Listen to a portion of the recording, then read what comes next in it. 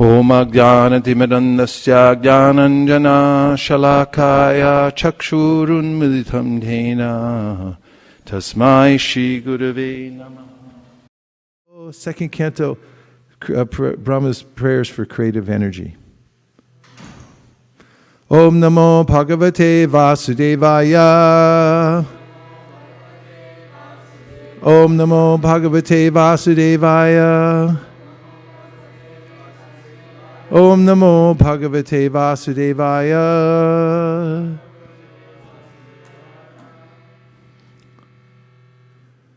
Narayanam Namaskritya Naram Jaiva Narottamam Devim Sarasatim Vyasam Tato Jayamudiraye. What?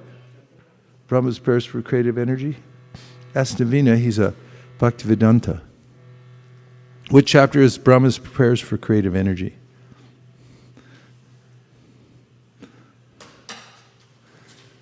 Which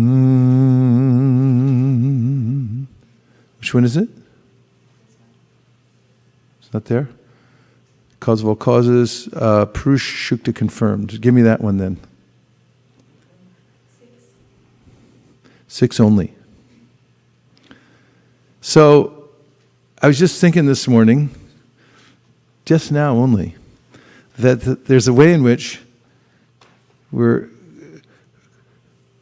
super conscious of something that's invisible around us. I saw Nirkula wiping down her chair with an antiseptic lotion before sitting in it. Am I correct about that? Well, what were you wiping down? Something. Your phone. Okay, whatever it was. We're wiping down all kinds of surfaces. We can't see what's there exactly, but we know there's something and some implication, and it's being, something could be spread here and there and everywhere, right? You don't see it with your naked eye, correct? Yes. Please say yes. Yes. We need a little help here in the audience today. There's only a few of us. And I'd like to have a Bhagavad Gita too, if you wouldn't mind. And so I was thinking in the same way, karma is like that too. I don't see it, but when I become super conscious of it, like I wasn't conscious of these superbugs a few weeks ago. I mean, I heard about it, but I wasn't overly cautious. But when somebody becomes aware of karma, how sticky it is, it's on all these surfaces, whatever we do, say, move here and there, touch this, associate with that person, it's like you should be in the antiseptic process, prophylactic, making sure that you don't come in contact with somebody who's got some sticky thoughts that are drag one down into the material world, and being careful, everything that we do, that we think, the way we move in the world. So one of the ways that Krishna is helping us out right now is making the whole world aware of the subtle implications of moving around in the material world.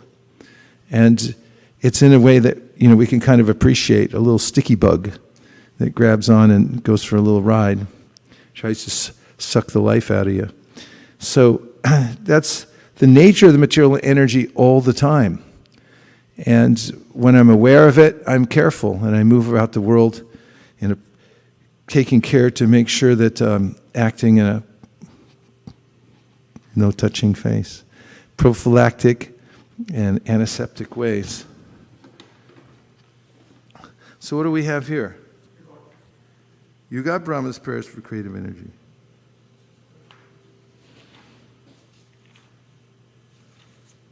Third canto. Sorry for misleading you. Okay, here we are, chapter 9 of the third canto, Brahma's prayers for creative energy. And since we just heard from Brahma, and he was praying to the Lord for creative energy at the end of the Brahma Samhita, now we're taking up in the Bhagavatam to see the continuation of that, the ways in which he's desiring to do his service and he's asking for help. Give me one of those, please.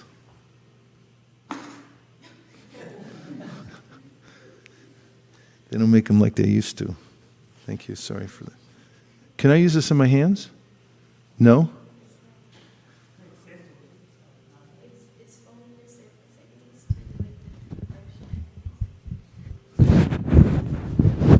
Just get rid of cooties. Okay, so at the end of the Brahma Samhita, Brahma's praying for the power to create the universe, and now he takes it up, chapter 9.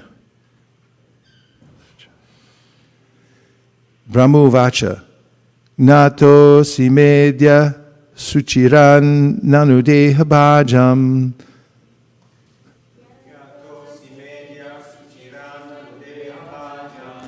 Nagnayate Bhagavato Gatir Ityavadyam. Nanyat Tvat Asti Bhagavan Apitan Nashudham. Maya Guna Vyatikarad Yad Arur Vibhasi. Couple chanters.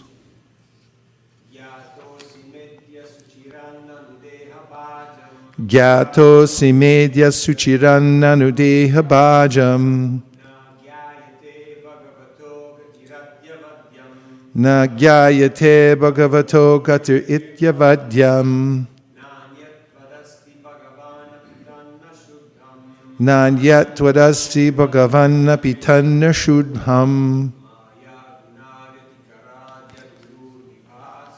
Maya guna vyatikarad yadaru vibhasi. Do the Brahmovacha. Brahmovacha. Gyato simedya suchiranna nudeha bhajam.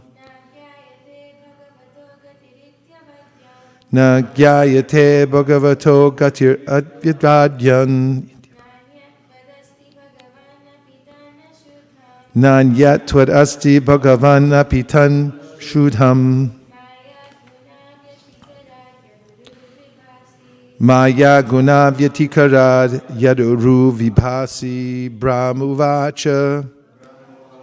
Lord Brahma said, Gyatva, Gyata, known, asi, you are, me, by me, adya, today, shuchirat, after a long time, nanu, but, dehabhajam, of one who has a material body, na, not, gyayate, is known, bhagavata, of the personality of Godhead, gati, course, iti, so it is, avadyam, great offense, na anyat, none beyond, twat, you, asti, there is, bhagavan, O my Lord, api, even though there is,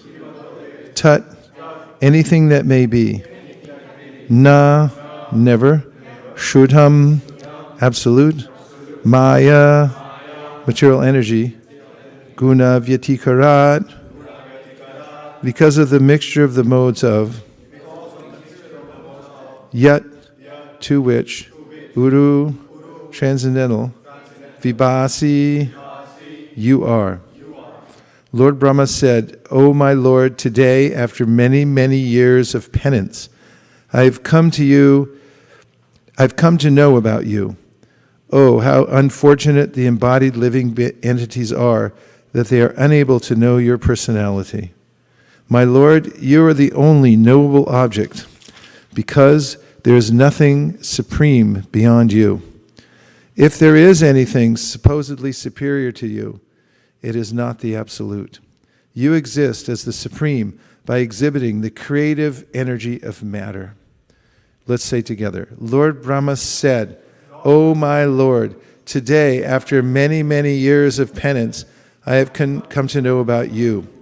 Oh, how unfortunate the embodied living entities are that they are unable to know your personality. My Lord, you are the only knowable object because there is nothing supreme beyond you. If there is anything supposedly superior to you, it is not the absolute. You exist as the supreme by exhibiting the creative energy of matter. Purport. The three deities, purport. The highest peak of ignorance of the living entities who are conditioned by material bodies is that they are unaware of the supreme cause of the cosmic manifestation. I'll just read it again. The highest peak, I love the metaphor, the highest peak of ignorance. You can imagine a mountain, biggest mountain in the world, and the highest peak there, the highest peak of ignorance. It doesn't get any more ignorant than that.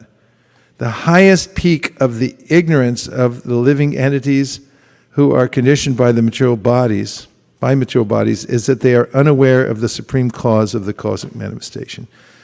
So it's ludicrous, in fact, that there's perfect order in the universe, and then there are all kinds of theories to deny the very idea of a cognizant creator, someone who has his own power, who's a personality. It's abhorrent to most people, this idea that there's a supreme creator, and therefore they just simply deny it and they remain in ignorance. And that's the highest peak of ignorance. Different people have different theories regarding the supreme cause, but none of them are genuine. The only supreme cause is Vishnu, and the intervening impediment is the illusory energy of the Lord.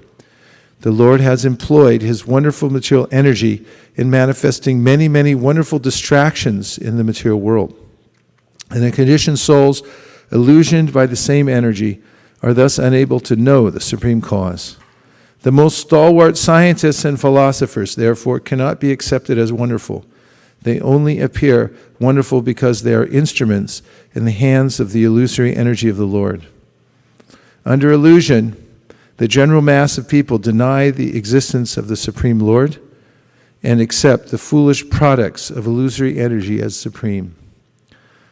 One can know the supreme cause, the personality of Godhead, by the causeless mercy of the Lord, which is bestowed upon the Lord's pure devotees like Brahma and those in his disciplic succession.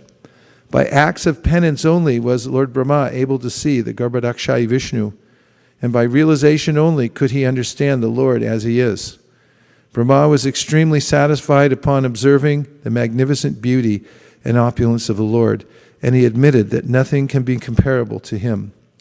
Only by penance can one appreciate the beauty and opulence of the Lord.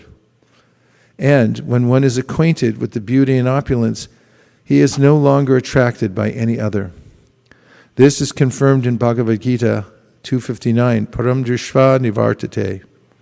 Foolish human beings who do not endeavor to investigate the supreme beauty and opulence of the Lord are here condemned by Brahma. It is imperative that every human being try for such knowledge, and if anyone does not do so, his life is spoiled. Anything that is beautiful and opulent in the material sense is enjoyed by those living entities who are like crows. Crows always engage in picking at rejected garbage, whereas the white ducks do not mix with the crows. Rather, they take pleasure in transparent lakes with lotus flowers surrounded by beautiful orchards. Both crows and ducks are undoubtedly birds by birth, but they are not of the same feather.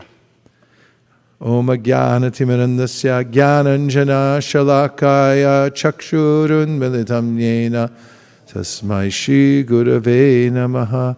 Jai Shri Krishna Chaitanya Prabhu Nityananda Shri Advaita Gadadhara Shivasari Gaura Bhaktivinoda. Hare Krishna, Krishna Krishna, Hare Hare, Hare Rama, Rama Rama, Hare Hare. Translation, Lord Brahma said, O my Lord, today, after many, many years of penance, I have come to know about you. Oh, how unfortunate the embodied living entities are that they are unable to know your personality. My Lord, you are the only knowable object because there is nothing supreme beyond you. If there is anything supposedly superior to you, it is not absolute. You exist as the Supreme by exhibiting the creative energy of matter. And in the first paragraph of the purport, just as a reminder, Prabhupada mentions that the peak of ignorance is to remain unaware of the supreme cause of the cosmic manifestation. And that people make up theories, but none of them are genuine. They're just invented. That Vishnu is the supreme cause, and his wonderful material energy is manifesting many wonderful distractions in the material world. So now we'll take a few reflections with the idea of bringing out reflections of points that can be elaborated upon, that you heard so far in the first paragraph of the purport, or elsewhere. Yes? I think in somewhere in between the purport, Prabhupada says like by penance only we can know like how Lord Brahma has to go for such a long penance to understand. Yes. So there is a one very word I remember. There is a divyam for the living entity who has taken this word, and even same thing is told by Rishabh Dev. Nayam deho devajam liloke kashtan kaman arhate vidbhujami tapo divyam putraka yena sattvam.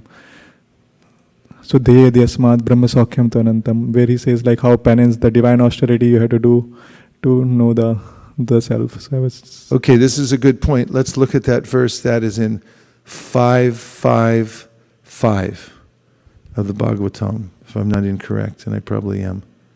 It's 551. So 551, Nayam deho deha bhajan triloke kashtan kamam arhate vidbhujamye tapo divyam putraka yena sattvam shud yed yasmad brahma saukyam chvanantam. So here he says, Nayam, go back up. Not I am this deha bhajam of all living entities who have accepted material bodies in this world, triloke. It's troublesome. Kashtan, kaman, sense gratification, is not the goal because it's available to vidbhujam, stool eaters, means pigs. They eat stool. Believe it or not. So then he recommends, don't try to get sense gratification because even the animals can get it. And pigs are satisfied with eating stool. They think it's nice. But any gratification here in the material world, this is like the pigs or the crows, because this is inferior nature. So how to get the real thing? As Mukaravinda Prabhu is bringing out, mining from the purport, Tapo divyam means austerities and penances which are divine. Not just any austerities. You can get some powers by performing austerities, by disciplining yourself in certain ways, but by doing divine austerities. Tapo divyam shudyat, divyam putraka. He says to his sons, yena sattvam, do those kind of divine austerities. Through it, shudyat, you'll become purified, and from which you will get Brahma Saukyam, or spiritual happiness, which will be unending. And so this is an important point. How to perform spiritual austerities, or tapo divyam. Navina Prabhu, will you say something about tapo divyam, related to any other verses or concepts? Tapo divyam.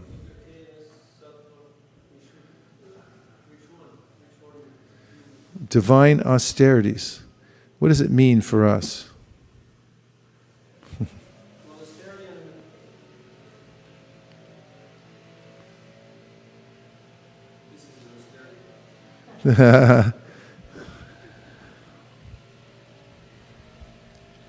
Divine austerity for us means not just negating the material elements, as Rupa Goswami pointed out, anasakta savishaya nyataram upayunjita nirbandha Krishna sambhande yuktam vairagyam uchite, that we actually use everything in the service of the Lord, not just to negate or to reject or to deny. Because different other groups are also trying to be renounced, the Mayavadis and different types of yogis and meditators. But that is not advised. It is more advisable to see everything in relation to Krishna and use it for Krishna's service. Thank you very much. Nirkula will give an example of what it means to use a mundane object in the service of the Supreme Personality of Godhead. You leaving? You have to go? Okay. So many things. Cars, computers. We'll drill down into one of them. What about cars?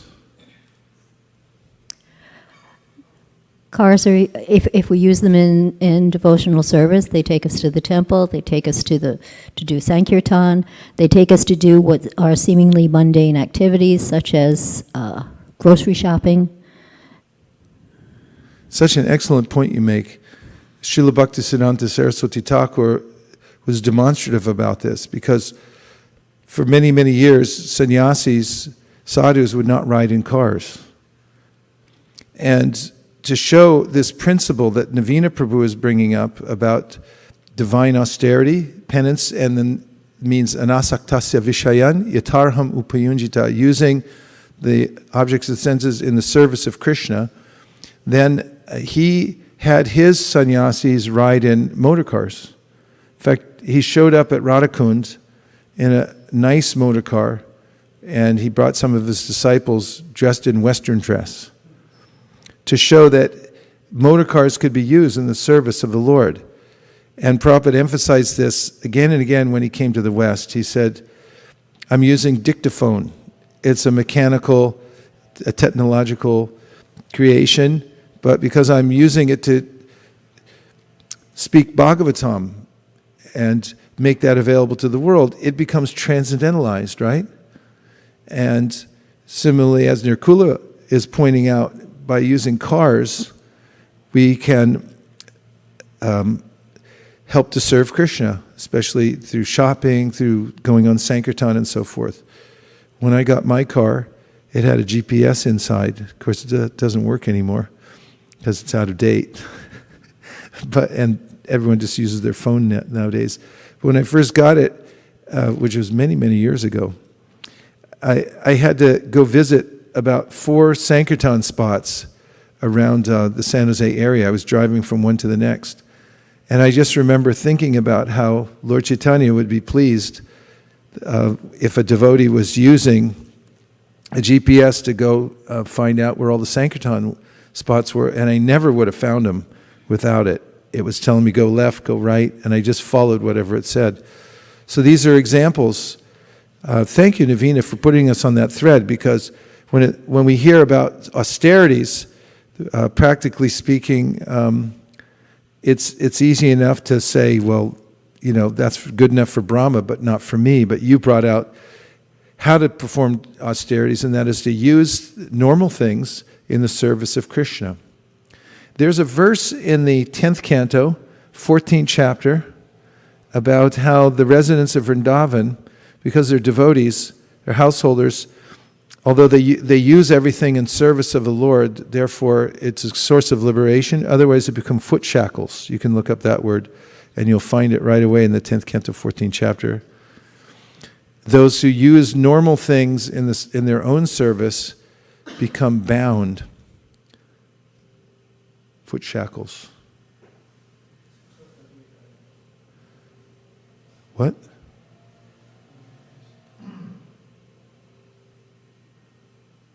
Hare Krishna, Krishna Krishna, Hare Hare. 36. 10, 14, 36, please. Thank you. Please repeat. Tavad ragadayastenas. Tavat kara graham graham. Tavan mohon gri nigado. Yavat Krishna natejana. A couple chanters who didn't go last time. Alex. Tavad ragadayastenas. Tavat kara graham graham. Tavan mohon green nigado. Yavat Krishna natejana. Unamas.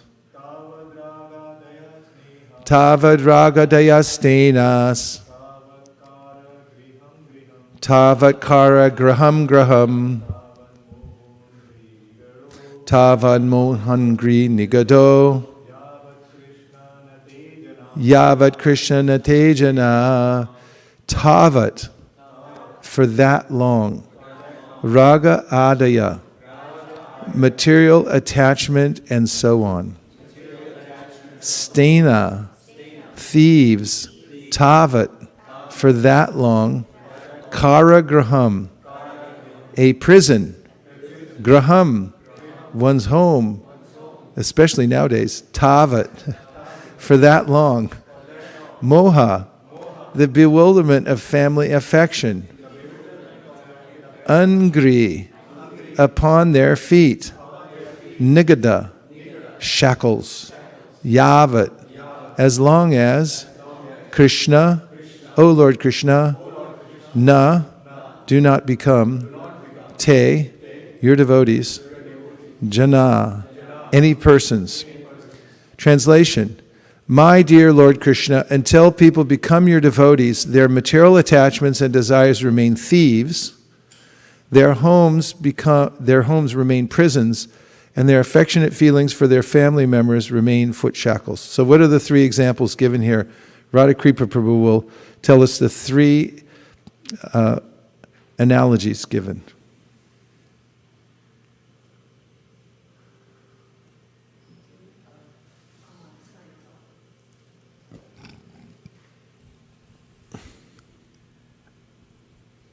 Sorry, Maharaj, you want asking three examples of shackles? There's three elements to this verse, 3 points that Brahma is making. What are the 3 points?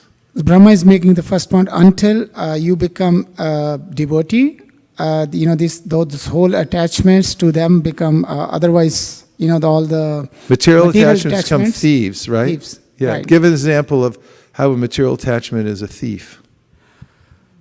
Because eventually we are part and parcel of Lord, and the moment we think this is mine, all the material energy I wanted to lord it over, I am going against the nature which is supposed to serve Krishna, Wow, the ultimate nice. owner. Nicely done. What's the second one? Desires remains thieves, their homes become, home remains prisons. The home becomes a prison. Yes. So what about, how does that work? Well, because in the home, we keep on serving the family members, with the attachment from a material point of view, we forget that what is our ultimate goal of life. So okay, that's good. What's a more practical point about that in daily terms? Daily terms, we keep on serving, buying. No, more practical. More practical. Prisons. The mortgage. Mortgage. You buy a home in the Bay Area, and I Right. don't mean to scare anybody from moving out here. I think you Right. should. But if you buy a home in the Bay Area, you're going to pay at least $1 million. Right. And how much is the mortgage on that if you put 20% down? You're going to owe a mortgage of $800,000. How much do you have to pay if Almost you like get $3,000 to a $4,000. 2% loan? Huh? Around 3% probably would be 5,000, almost around 5,000 only per Only. month. Yes. For Plus how many property years? tax. Is that 30 years? 30 years. Plus property tax, which will be significant, right? It's almost like 1%, so it's like 6,000, almost like that. $6,000 only. Only. So this is another way in which how the home becomes a prison. A prison because you just have to keep breaking rocks, like in a prison, to pay for it. And what's the third thing that he brings up? The affectionate feeling for their family members remain foot shackles. Means? Means the attachment to the family members holds you in wasting the time because you need to take care about them, so you feel like obliged, and in that manner you cannot set yourself free. And Are you trying to say that you shouldn't have any affection for your family members?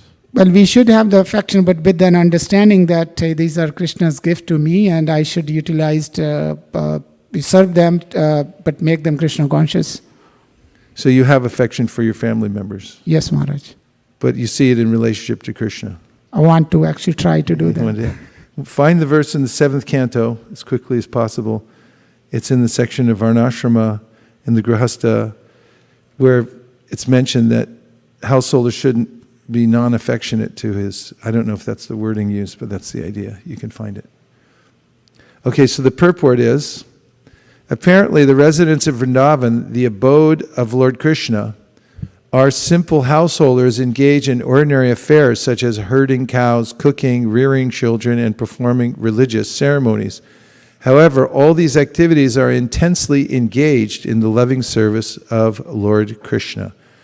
What ways, Bhakti Alex, are the residents of Vraja intensely engaged in a loving service to Krishna, using their cooking, their cows, and rearing children? How are they intensely engaged? Residents of Vrindavan. What was the question, Maharaj? How are the residents of Vraja, that means Goloka Vrindavan, or Gokula Vrindavan, or Bhoma Vrindavan, earthly Vrindavan, they're the same.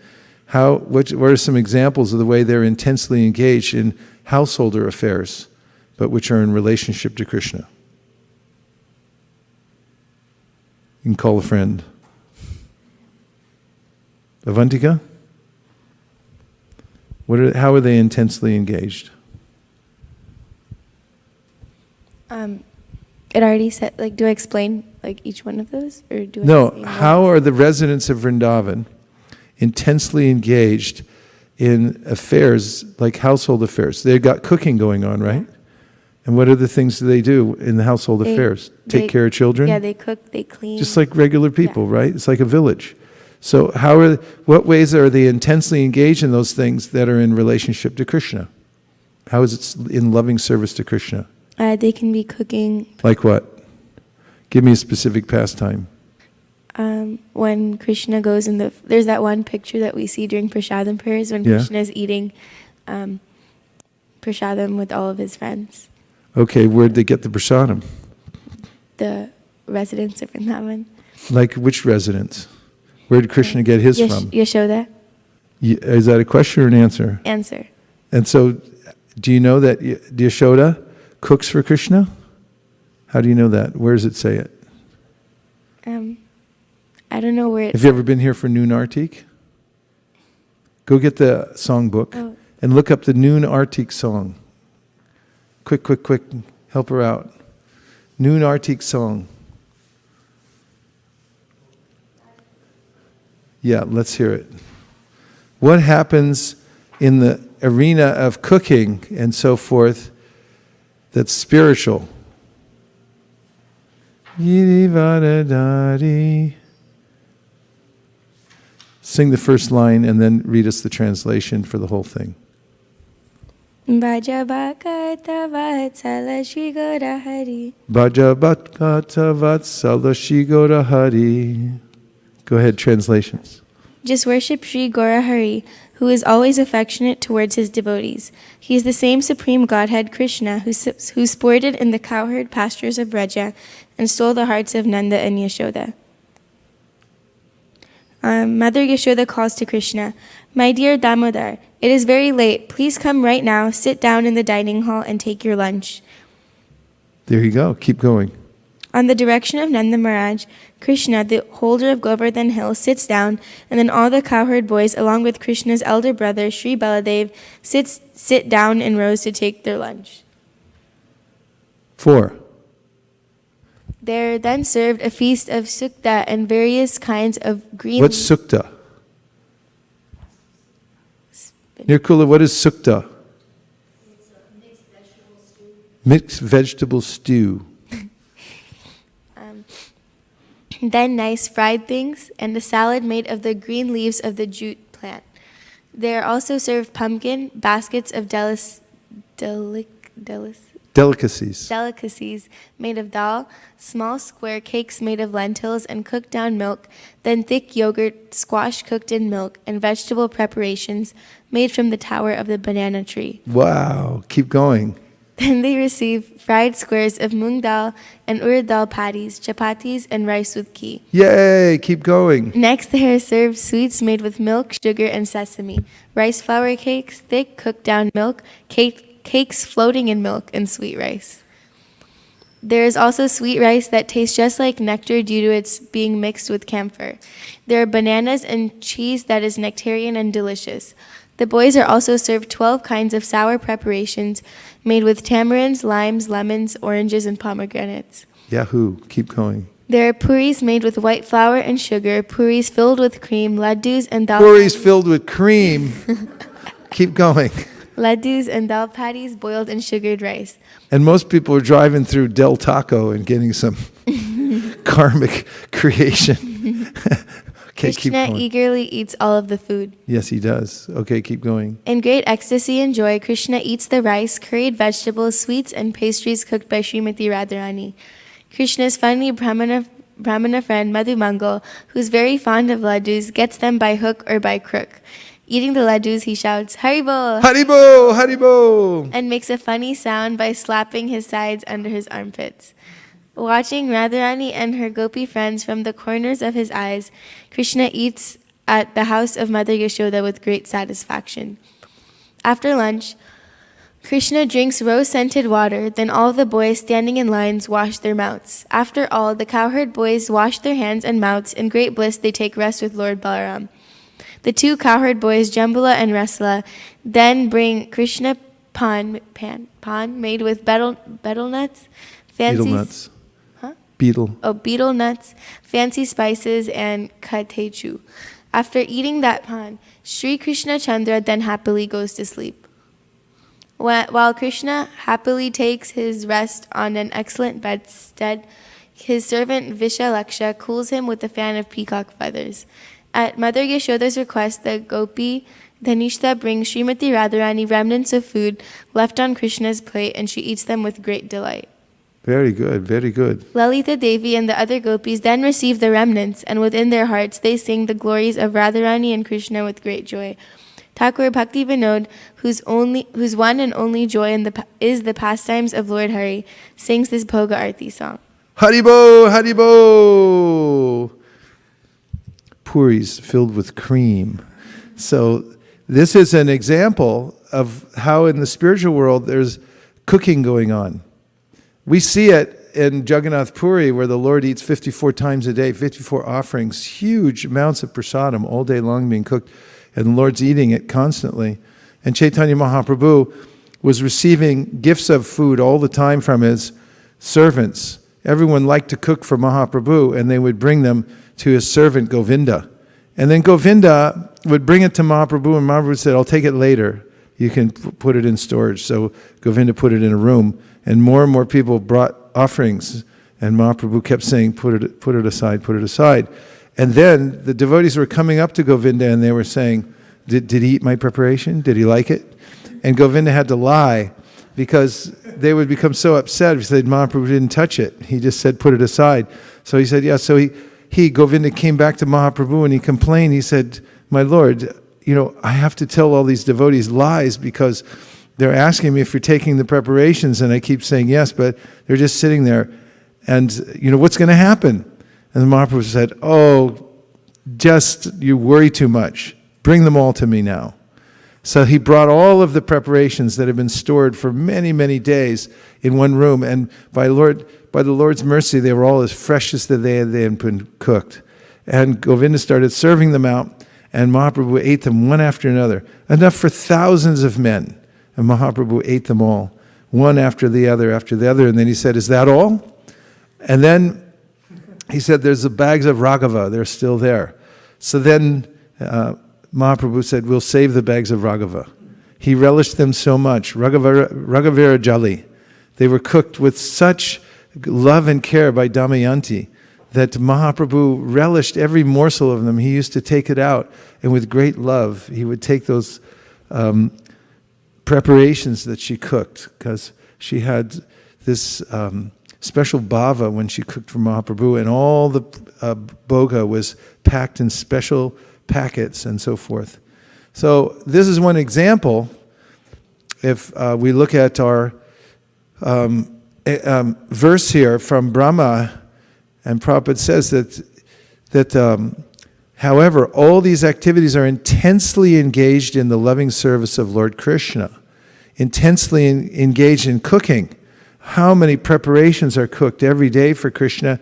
And in the Bhagavatam, it's mentioned how every day when Krishna leaves for the forest, he's just a little boy and he's going off with his boyfriends and the calves into the forest. And Mother Yashoda is never looking forward to this because she has to be separated from Krishna for the day. But she wants to make sure that he gets his lunch. So she cooks a nice lunch, and all the boys have lunch packets cooked by their mothers. But Yashoda, she goes after Krishna as he's heading off into the pasture and said, "Did you get your lunch?" He said, "Mom, I got my lunch." No problem. And she turns around. Then she comes back again and said, "Now you make sure you eat your lunch." And 7 times she comes back to check on him to make sure he's got his lunch, he's going to eat his lunch, doesn't lose his lunch, and so forth.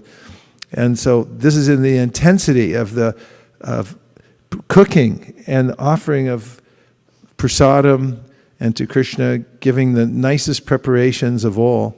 In fact, in the pastime where Krishna becomes angry at Yashoda because she puts him down from nursing and goes off to attend to the milk on the stove, actually they had picked the best cows out of millions and millions of cows. They had picked all the best ones, and then they'd given those cows the best grass that they could find anywhere to get milk that was absolutely perfect. And that was what was cooking on the stove for Krishna, and when Mother Yashoda put him down. So there's an intensity that goes on throughout Vraja in the cooking. And in Chaitanya Mahaprabhu's pastimes, we know that he likes sak. Don't we? Yes. How do we know that? From what pastime do we know how much he likes sak? Shakori Ashvadana.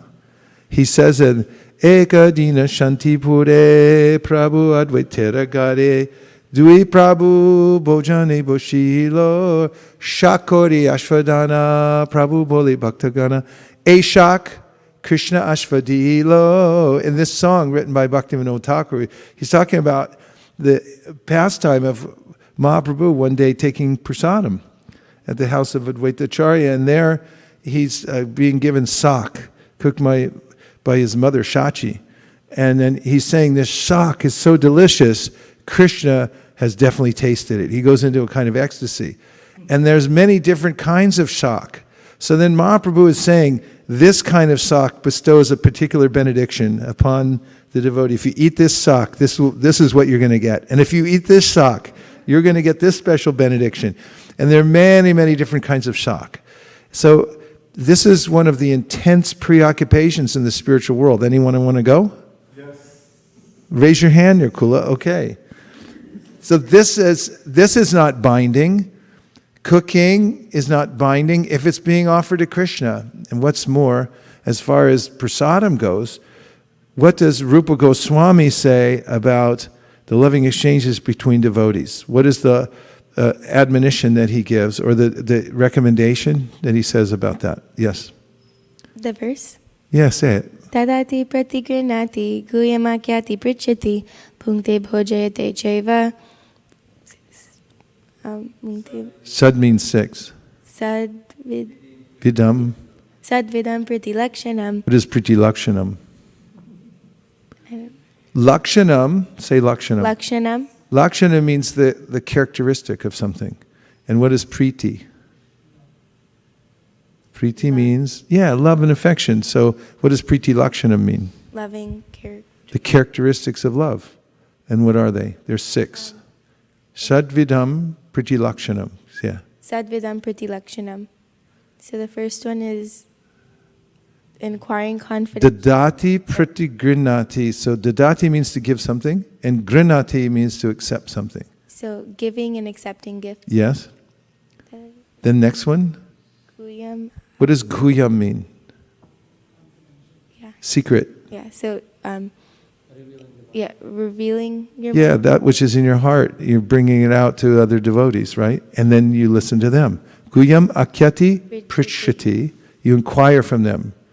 Then now you're on the one. Bhunkte bhojayate chaiva. What does that mean? So inviting them to eat prasadam, Yeah, you give prasadam and you? take prasadam. Yeah. These are the six exchanges of love that go on between one devotee and another. It's constant in the spiritual world. Different preparations being offered to Krishna, unlimited varieties, and then the devotees, they're fighting over them. When Mahaprabhu finished taking prasadam, all the devotees would rush in and they all made excuses of why they had to have their remnants. And they were fighting over them, taking just whatever they could get, they would walk away with. And so this is the intensity in the spiritual world. So eating is there in the spiritual world. Cooking is there. Does that require cooking pots? And all kinds of utensils? Everything required. But when it's all for Krishna and for the devotees, then it becomes transcendental. Is that Tapo divyam? Let's ask our judges. We have a Bhakti-vedanta judge here. Yes. That is confirmed that if you're cooking for Krishna, this is Tapo divyam. Who's in the kitchen now, Avantika? Hansapriya is doing Tapo divyam in the kitchen. It doesn't mean we're serving prasadam today, though. So don't come down. Okay, so thus one should not misunderstand the exalted position of the residents of Vrindavana. Nor should one consider oneself highly religious simply because one performs ordinary domestic affairs very enthusiastically, but without Krishna consciousness. By focusing our passionate attachment on our family and society, we are completely deviated from the progressive path of Krishna consciousness. Conversely, if we engage our family in the loving service of the Lord, our endeavors to maintain our family become part and parcel of our progressive spiritual duties. Problem solved.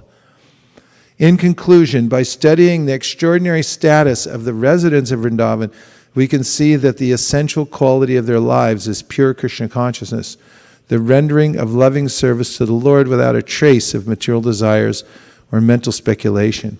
Such loving service to the original personality of God, it immediately creates the atmosphere of Sri Vrindavan Dham, the kingdom of God. And now we'll take a couple of reflections from the internet. Or if you're on the telephone line, then you can just speak up so we can hear you. There's quite a few of you out there today. So it's from Vaikuntha Nayak Prabhu. He is from Vaikuntha Nayaka Prabhu. Yeah, he was saying his reflection from the original verse, which we started from the creative energy prayers. So he says, second, in the purport, it was said, only by penance can one appreciate the beauty and opulence of the Lord. And when one is acquainted with that beauty and opulence, he is no longer attracted by any other. Then he is giving his reflection. Reminded of how one so-called great man went about asking, can you show me God? Srila Prabhupada chastised this type of questions and rather said our focus should be to develop eyes to see God. Very good. Can you show me God? But you should develop eyes to see God. Okay. Any other reflections or questions? Either from the studio audience or from the online. So, and this is from Padmanabh Jagannath Das Prabhu. Padmanabha Jagannath. Hearing about the peak of ignorance make me think about all the difficulty people go to the hike up like the Himalayas and Mount Everest. They got all their gear on, and is it very difficult task. And I think that has to pretend that there is no God is similarly as difficult. Well done. He said that it's so difficult to climb up to the peak of the Himalaya, Mount Everest, and similarly difficult to try to speculate and deny God. It makes life very difficult, very, very difficult indeed. Nirakula. Shraddha wrote in with a reflection, only by penance can one appreciate the beauty and opulence of the Lord, and when one is acquainted with that beauty and opulence, he is no longer attracted by any other. That was a popular one because that's the third time we've got that feedback so far. Dhruva Maharaj's life is an example of this. Dhruva Maharaj's life is an example of performing penance? Yeah. Performed penance and he saw the Lord. Chitraketu also. He was able to see the Lord within 7 days by doing the penance of. How did Chitraketu perform penance? Let's ask our Bhaktivedanta. What did Chitraketu do as his penance? He got a mantra. He got a mantra, and then he was able to see Sankarsana within 7 days. Perfected the mantra. And it's similar to what we heard in the Brahma Samhita just a few minutes ago. What was it that happened? Ata te pe sasuchiram prinam govinamaviyam shweta dipa patim krishnam golokastam paratpanam. Prakrita rupinya paripasitam sahasradala sampande. He says, ata te pe, the austerity that he performed was to chant the mantra. Because by the mantra, says Divya Saraswati, then you'll attain all perfection. Everything will be bestowed upon you by chanting the mantra. Yes? Sundarananda. Sundaranand Prabhu says, what beautiful explanation for austerity, that is to use everything we have in Lord Krishna's service. Yes, this is the definition of austerity, to use everything that we have in Krishna's service. Very good. Okay, so now I asked you for a verse from the 7th canto. May I have it, please? What is the verse number? 7:15. 7:15. 7:14, 3 and 4. 7:14, 3 and 4. Let's see if you got the right one. Down. Down. Down. Up. Thank you. A grihastha must associate again and again with saintly persons, and with great respect he must hear the nectar of the activities of the Supreme Lord and his incarnations, as these activities are described in Srimad Bhagavatam and the other Puranas. Thus one should gradually become detached from affection for his wife and children, exactly as a man waking from a dream. Not the right one. It says that he should not withhold his emotions or his appreciation for his family. Yeah, externally, that one. So the point is that in a practical way, somebody who's a grihastha should still have, even if one is developing detachment, externally one should not withhold affection, because that will stunt the growth of one's family. It'll be artificial. Okay, so now we're back to the Srimad Bhagavatam verse that we started with, and I'm continuing with the purport because I think I only got to the first paragraph. Is that correct? Yes? So the second paragraph says, one can know the supreme cause, the personality of Godhead, by the causeless mercy of the Lord, which is bestowed upon the Lord's pure devotees like Brahma and those in his disciplic succession. By acts of penance only was Lord Brahma able to see Garbhodakshai Vishnu, and by realization only he could understand the Lord as he is.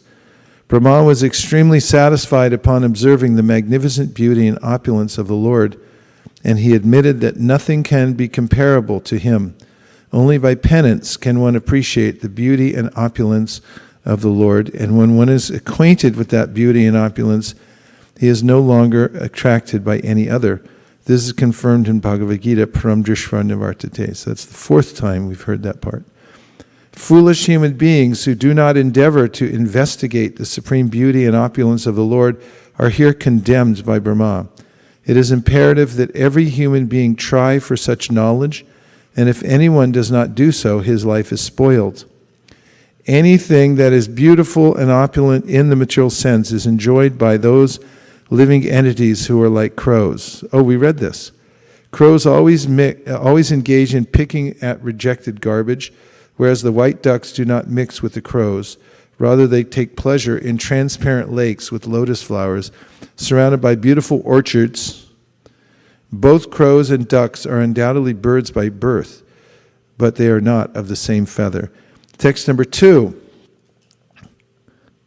Rupam yat etad avaboda rasoda yena. Please repeat. Shashvan nivrittatamasad sadanugrahaya adau grahitam avatara shataika bijam yanabi padma bhavanad aham avirasam rupam, form, yat, which, etat, that, of abodha rasa, of your internal potency, udayena, with the manifestation, shashvat, forever, nivrata, freed from, tamasa, material contamination, sad anugrahaya, for the sake of the devotees, adau, original in the creative energy of matter, grihitam, accepted, avatara, of incarnations, shata eka bijam, the root cause of hundreds, yat, that which, nabi padma, the navel lotus flower, bhavanat, from the home, aham, myself, avirasam, generated. Translation, the form which I see is eternally freed from material contamination and has advented to show mercy to the devotees as a manifestation of internal potency. This incarnation is the origin of many other incarnations, and I am born from the lotus flower grown from your navel home. Purport. The three deities, Brahma, Vishnu, and Maheshwara, Shiva, the executive heads of the three modes of material nature, passion, goodness, and ignorance, are all generated from Garbhodakshay Vishnu, who is described herein by Brahma. Where in the first canto of the Srimad Bhagavatam are the three qualitative incarnations of the Lord mentioned? In the second chapter. And what is the verse? Sattvam rajas tamayiti prakritir gunastar yukta pada eka ihasya date stityade hari varinchi hareti samja shayamsi tatra kalu sattva tanor nirnam suhu. Let's look at that verse really quick. Li. Sattvam rajas tamayiti, that is 1, 2, 20, 2. 1, 2, 22. Everyone at home say 1, 2, 22. A little louder so we can hear you at home. That's not it. 22. 23. 1, 2, 23. If you got a tattoo of 1, 2, 22, you got to get it erased and put 23. Please repeat. Sattvam rajas tamayiti prakriter gunasthayar yukta para purusha eka hi hasya date stityada ye hari varinchi hareti sangya shayamsi tatra kalu safatanor nirnam suhu. Let's look at the meaning of this verse. Let's look at the translation. The transcendental personality of Godhead is indirectly associated with the three modes of material nature, namely passion, goodness, and ignorance. And just for the material world's creation, maintenance, and destruction, he accepts the three qualitative forms of Brahma, Vishnu, and Shiva. Of these three, all human beings can derive ultimate benefit from Vishnu, the form of the quality of goodness. So there's Brahma, Vishnu, and Shiva, from whom may one attain the ultimate goal of life and attain the highest benefit from which of these deities? And why is that? He's the form of the quality of Sattvagun, right? Okay, let's look at the purport. That Lord Sri Krishna, by his plenary parts, should be rendered devotional service is explained above. It is confirmed by this statement. Lord Sri Krishna and all his plenary parts are Vishnu Tattva, or the Lordship of Godhead. From Sri Krishna, the next manifestation is Baladev. Is who? Baladev. From Baladev is Sankarsana. Who? Sankarsana. From Sankarsana is Narayana. Who? From Narayana, there is the second Sankarsana. The who? Second Sankarsana. And from this Sankarsana, the Vishnu Purusha avatars. Who? The Vishnu, or the deity of the quality of goodness in the material world, is the Purusha avatara, known as Shira Dakshai Vishnu, or Paramatma. Or who? Brahma is the deity of Rajas, passion, and Shiva of ignorance. They are the three departmental heads of the three qualities of this material world. Creation is made possible by Brahma's quality of passion and his endeavor. It is maintained by the goodness of Vishnu, and when it requires to be destroyed, Lord Shiva does it by the Tandavarnritya. The materialist and the foolish human beings worship Brahma and Shiva respectively, but the pure transcendentalists worship the form of goodness, Vishnu, in his various forms. Vishnu is manifested by his millions and billions of integrated forms and separated forms. The integrated forms are called Godhead, and the separated forms are called the living entities, or the jivas.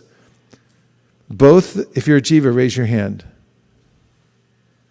Okay, I want to check if there are any incarnations in here. The integrated forms are called Godhead, and the separated forms are called the living entities, or the jivas. Both the jivas and Godhead have their original spiritual forms. Jivas are sometimes subjected to the control of material energy. Anyone? But the Vishnu forms are always controllers of this energy. When Vishnu, the personality of Godhead, appears in the material world, he comes to deliver the conditioned living beings who are under the material energy. Such living beings appear in the material world with intentions of being lords, and thus they become entrapped by the three modes of nature. As such, the living entities have to change their material coverings for undergoing different forms of imprisonment. The prison house of the material world is created by Brahma under instruction of the personality of Godhead, and at the conclusion of the kalpa, the whole thing is destroyed by Shiva. But as far as maintenance of the prison house is concerned, it is done by Lord Vishnu, as much as the state prison house is maintained by the state. Anyone, therefore, who wishes to get out of this prison house of material existence, which is full of miseries like repetition of birth, death, disease, and old age, must please Lord Vishnu for such liberation. What must one do if one wants to get out of the prison house of the material world? Please Lord Vishnu. Say again. Say again. Say again. Say again. One more time. Everyone at home, please say, please Lord Vishnu. Please Lord Vishnu. That's how to get out of the prison house of the material world. Where was I? Please Lord Vishnu. Anyone who wishes, therefore, to get out of this prison house of material existence, which is full of miseries like repeated birth, death, what's the third one? Disease? Does that ever happen in the material world? Yes. On this planet ever? Anybody ever get diseased? Anybody ever worry about disease? But not very much, right? They don't worry very much about disease. And old age must please Lord Vishnu for such liberation. Lord Vishnu is worshipped by devotional service only. And if anyone has to continue prison life in the material world, he may ask for relative facilities for temporary relief from the different demigods like Shiva, Brahma, Indra, and Varuna. No demigod, however, can release the imprisoned living being from the conditioned life of material existence. This can be done only by Vishnu. Therefore, the ultimate benefit may be derived from Vishnu, the personality of Godhead. So now we know for sure, if you worship Vishnu, then you're properly situated, right? Now back to our verse. The three deities, Brahma, Vishnu, and Maheshwara, Shiva, the executive heads of the three modes of material nature, passion, goodness, and ignorance, are all generated from Garbhodakshay Vishnu, who is described herein by Brahma. And if at any time you wanted to give somebody a summary of the three qualitative deities in the material world, which verse would you refer to in the Bhagavatam? 1, 2, 23. That's correct. Sattvam rajas tama iti prakritir gunas tayar. From the Kshirodakshay Vishnu, many Vishnu incarnations expand at different ages in the duration of the cosmic manifestation. They are expanded only for the transcendental happiness of the pure devotees. The incarnations of Vishnu who appear at different ages and times are never to be compared to the conditioned souls. The Vishnu Tattvas are not to be compared to deities like Brahma and Shiva, nor are they on the same level. Anyone who compares them is called a Pashandi or infidel. Now there's a verse that describes this. You'll find in your verse book, Yastu Narayanam Devam, Brahma Rudradi Daivatai, Samatvena Nena Viksheta, Saprashandi Bhavedruvam. That's where that comes from. It says that if someone thinks that Brahma and Shiva are on the same level as Vishnu, then they are known as Pashandis. That's not a good word, Pashandi. I mean, it's not good to be a Pashandi, is it? Could you get the verse book? Look up that verse. Yastu Narayanam Devam.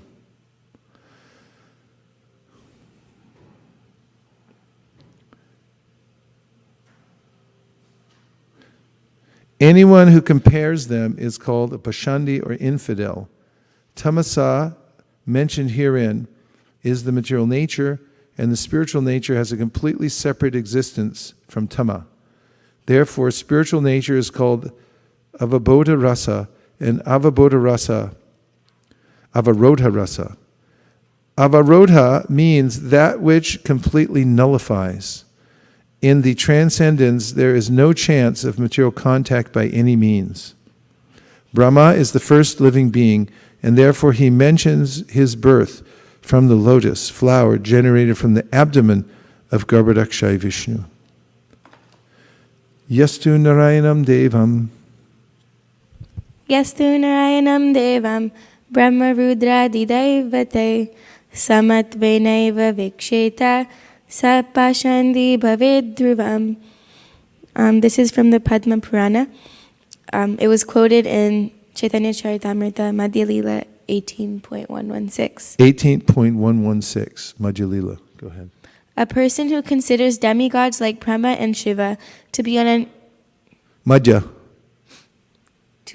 on an equal level with Narayana is to be considered an offender and an atheist. Ha ha ha. And now, 116. Oh, what is it from? Madhya? Madhya Lila, 18th chapter. Yeah, that one. There you go. Yastu Narayanam Devam, please repeat. Brahma Rudradi Daivatai, Samatvenaiva Viksheta, Sapashandi Bhavedruvam. Translation is, together, a person who considers demigods like Brahma and Shiva to be on an equal level with Narayana is to be considered an offender or Pashandi. Once, the demigods, as they were fighting the demons, became situated in a disadvantageous situation because the Mayadanava was working for the demons, and he had created 3 cities in the air. And from that vantage point, the demons were fighting with the demigods, and they were able to defeat them. So the demigods petitioned Lord Shiva to help them. And he came to help, and with his mighty arrows he began killing all the demons in these 3 aerial cities. But then Mayadanava created a lake of nectar, which apparently is available through certain Ayurvedic doctors, none of which I have found yet. And in this pool of special Ayurvedic medicine, Mayadanava or anyone would dip the dead demons and they would come out alive. But not just alive, but with more strength than they had before. And now Shiva was overwhelmed because they were coming back and multiplying, and he was losing the fight. At that time, Alex, do you like this story so far?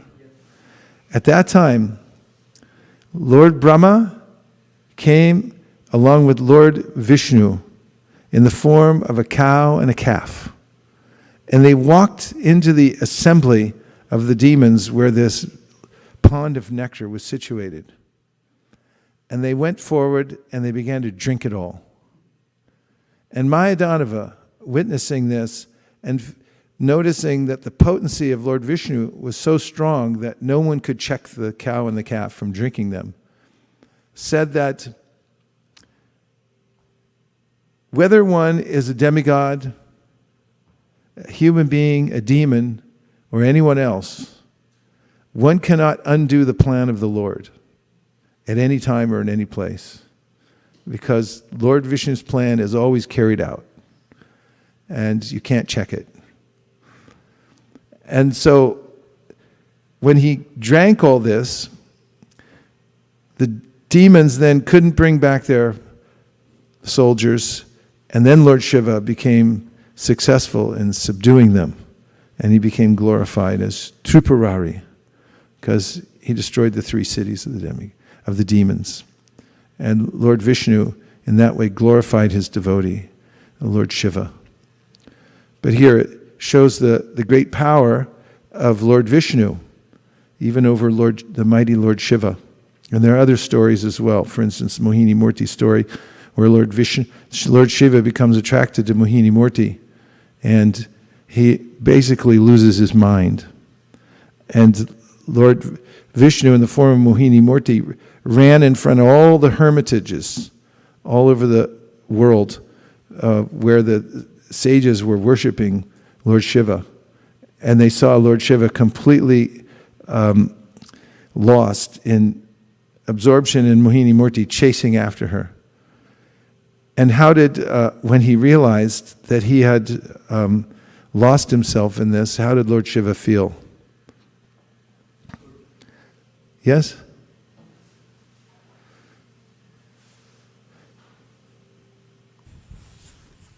I think he felt really happy seeing the illusional energy of his Lord. He was very happy. He was happy that he was defeated to show the power of Lord Vishnu. So we can understand from the section we're in now that Lord Brahma is subordinate to Lord Vishnu. We can also understand throughout the Bhagavatam how Lord Shiva is also subordinate to Vishnu. So one can simply concentrate one's full worship on Lord Vishnu, correct? Yes. Was it done by previous sages? Did they worship Lord Vishnu? Why did they worship Lord Vishnu? Because they had ascertained the same thing we're ascertaining right now, and that is that the ultimate benefit in life can be achieved by worshiping Lord Vishnu, because he's above the 3 modes of material nature. And what is the verse, Navina? It's in 1:2:24. The next verse after Sattvam Rajas Tamai Iti. And it says, Bejare Muni. No, that's not it. It's before it. Is it?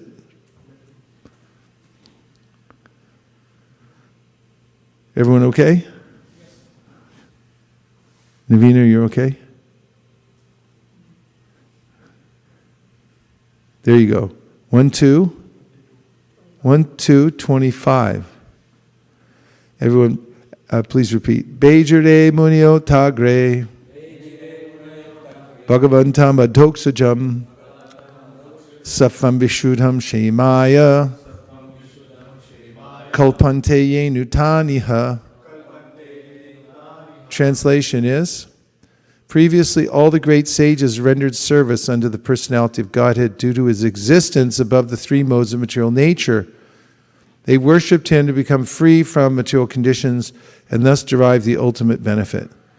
Whoever follows such great authorities is also eligible for liberation from the material world. Purport. This purpose of performing religion is neither to profit by material gain nor to get the simple knowledge of discerning matter from spirit. The ultimate aim of religious performances is to release oneself from material bondage and regain the life of freedom in the transcendental world, where the personality of God is the supreme person. Laws of religion, therefore, are directly enacted by the personality of Godhead, and except for the Mahajanas, or the authorized agents of the Lord, no one knows the purpose of religion.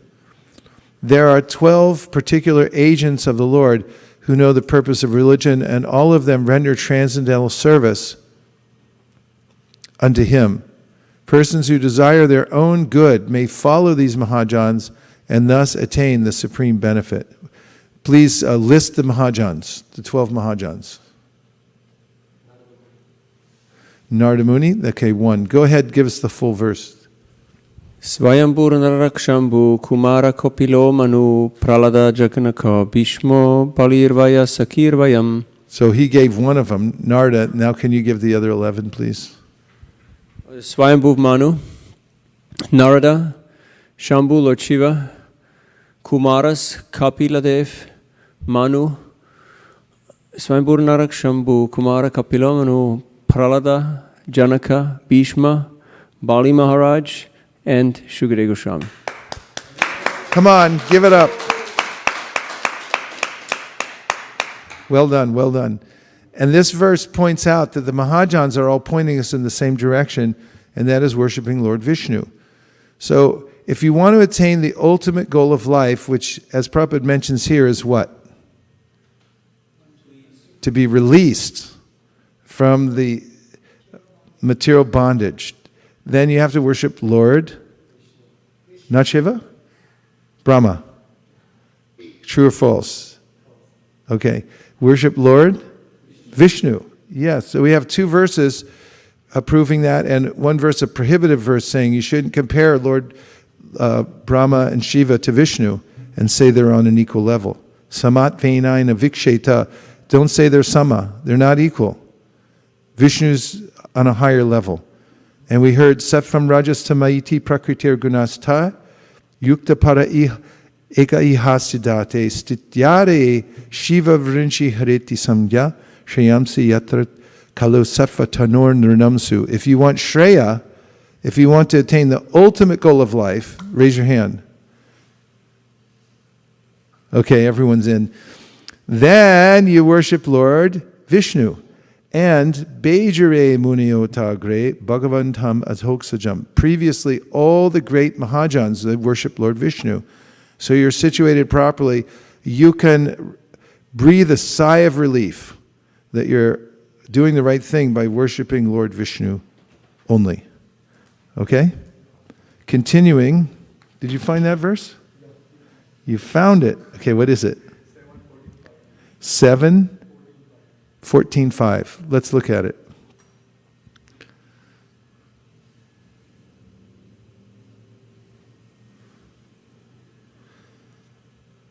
Yavad artam upasino dehe gehe chapandita virakto raktavad tatra. Make a list of these verses that we look up. Nriloke naratam nyaset. How about dehe gehe? Dehe gehe. Dehe gehe chapandita. Yavadartam as much endeavor for one's livelihood as necessary. Upasina, earning. Dehe, in the body. Gehe, in family matters. Cha, also. Panditaha, one who is learned. Virakta, not at all attached. Raktavat, as if very much attached. Tatra, in this. Nriloke, human society. Naratam, the human form. Nasyat, one should depict. Translation. Are you ready for the translation? While working to earn his livelihood as much as necessary to maintain body and soul together, one who is actually learned should live in human society unattached to family members, although externally appearing family affairs. While working to earn his livelihood as much as necessary to maintain body and soul together, one who is actually learned should live in human society unattached to family affairs, although externally appearing very much attached.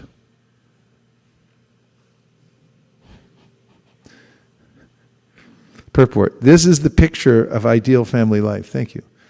When Sri Chaitanya Mahaprabhu asked Ramananda Roy about the goal of life, Ramananda Roy described it in different ways according to the recommendations of the revealed scriptures. And finally, Sri Ramananda Roy explained that one may stay in his own position, whether as a Brahmana, a Shudra, a sannyasi, or whatever, but one must try to inquire about life's goal. Atato Brahma Jignasa. This is the proper utilization of the human form of life. When one misuses the gift of the human form by unnecessarily indulging in the animal propensities of eating, sleeping, mating, and defending, and does not try to get out of the clutches of Maya, which subjects one to repeated birth and death, old age and disease, one is again punished by being forced to descend to the lower species and undergo evolution according to the laws of nature. That's not good. Prakrite kriyamanani gunai karmani sarvasha.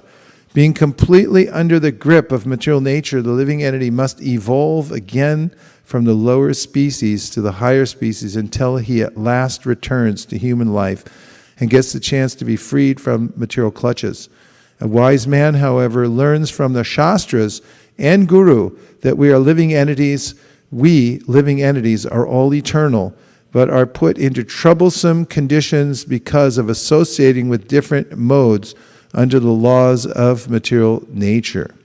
He therefore concludes that in human form of life, he should not endeavor for unnecessary necessities. He should not endeavor for unnecessary necessities, like too much toilet paper, but should live a very simple life, just maintaining body and soul together. Certainly one requires some means of livelihood, and according to one's varna and ashrama, this means of livelihood is prescribed in the Shastras. One should be satisfied with this. Therefore, instead of hankering for more and more money, a sincere devotee of the Lord tries to invent some ways to earn his livelihood, and when he does so, Krishna helps him. Earning one's livelihood, therefore, is not a problem. The real problem is how to get free from the bondage of birth, death, and old age. Attaining this freedom and not inventing unnecessary necessities is the basic principle of Vedic civilization. One should be satisfied with whatever means of life comes automatically. The modern materialistic civilization is just the opposite of the ideal civilization. Every day, the so-called leaders of modern society invent something contributing to a cumbersome way of life that implicates people more and more in the cycle of birth and death, old age and disease. What a purport. And go back up to the word for word, please. Yeah, as I mentioned here, raktavat, rakta, as if very much attached. So there's a way in which one cooperates with the external environment, while at the same time cultivating Krishna consciousness. Because if you become artificially where externally you become detached, then you'll create havoc. Externally detached. Yes, Prabhu.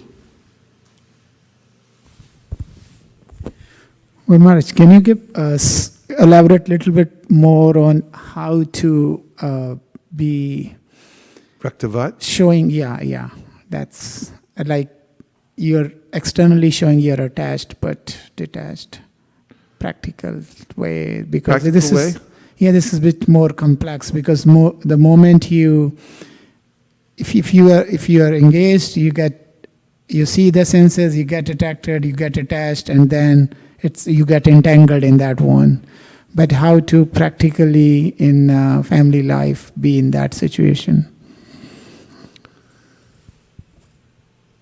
Practically? Well, one way, very practically, is to do your duty to take care of your family. As you go on taking care of your family, then there's a way in which you're extending yourself to them, taking care of them physically, but also emotionally as well. That I have seen in the past history that when devotees took up Krishna consciousness and also Grihastha ashram, there was this emphasis on renunciation, which is really a product of jnana, not of bhakti. As we proved earlier, the residents of Vrindavan are very attached, intensely, except that everything they have is connected to Krishna. So it's not a problem. It's actually charming and beautiful and transcendental. But as I was mentioning, early householders in Krishna consciousness, oftentimes, even though they were still attached internally, externally they tried to show emotional or create emotional distance between them and their families. For instance, a householder man might treat his wife and children indifferently, thinking that it's a sign of weakness to show affection, for instance, to the kids and say, I love you, and support them and so forth. And instead, that person might then be cold towards them and say, well, I'm not really your father. We're all just living entities and so forth. And so there's this psychological necessity that children, wife, even husband, everyone in the family has to have some connection for their svabhava, their personality, according to the modes of material nature. So just as we have to have food, we also have to have affection from loved ones. At the same time, the cultivation is going on in the family of understanding that, yeah, we're family members right now, but we're just passing through. And so internally there's this awakening awareness of the fact that my family members are here as representatives of Krishna, and I'm here to take care of them, but actually we're moving on soon. Navina Prabhu.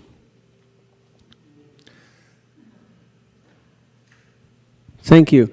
I have a question. We have different examples in our tradition of that. We know of Raghunath Das Goswami, who was told by Lord Chaitanya Mahaprabhu that you go home and you just act as you're attached. And then we know later on he attained full shelter at Mahaprabhu's lotus feet. Then there's an example of another acharya, I forget his name, whose wife was pregnant, and he thought, okay, once she gives birth, then Sridhar Swami. Yeah, then I'll take off. Then the wife died at childbirth, so he was stuck with the baby. But then he looked at those, what was it, a gecko or something, or a lizard, who caught a little insect, and he thought, okay, Shniki can take care of itself, and he took off immediately. Then we have the example of Srila Prabhupada, or example of Bhaktivinoda Thakur. Some of them stayed in household life, some of them went on towards renunciation. So can you say something on what are the discerning factors which should inspire or guide us in our lives? So it's the first part where Prabhupada talks about how you have to have sensual strength. Krishna, 8 chanter. who should inspire and guide us in our lives so we do not immaturely or artificially tread either towards renunciation or towards staying in a situation which right now may look perfect but may just not be so conducive to Krishna consciousness. What a good question, Navina Prabhu. Very practical.